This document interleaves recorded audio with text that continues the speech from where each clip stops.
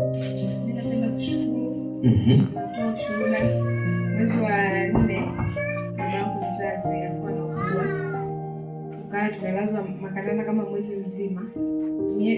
Takriban wiki 2 alikuwa amewekewa mashine ya kupumulia.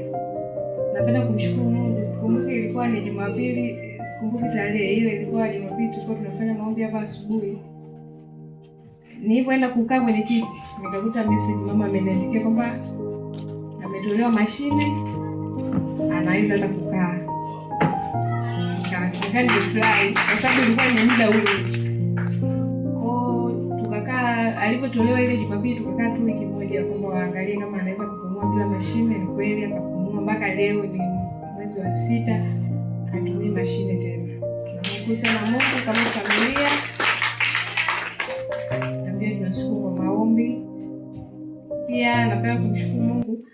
Yaani toka nimeanza kusali hapa nyumbani, yani nilikuwa naonekana kama ni ule Kiswahili gani? Yaani kama walikuwa wananiona kama niko delusion sana.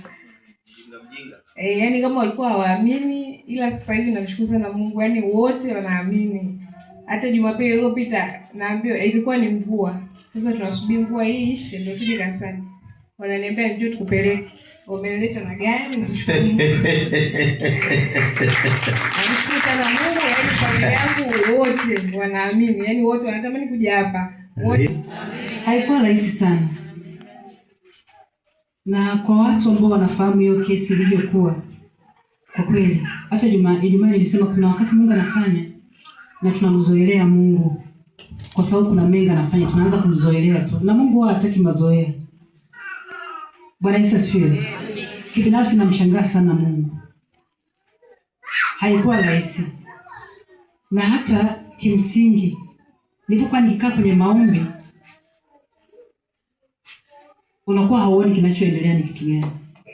Lakini hata nilipomshikisha mtumishi mwenzangu, akasema hili jambo ni gumu. Sioni kama huyo mtu atapona.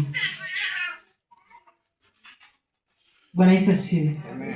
Na tulikuwa pia na mwenzangu mmoja, nadhani hapa haipo. Akasema ni gumu. Mimi kwenye ndoa yangu nilikuwa na shida sana. Mume wangu alikuwa haeleweki, yani halali ndani. Lakini toka nimeanza kusali madhabahuni hapa, nimemwona Mungu.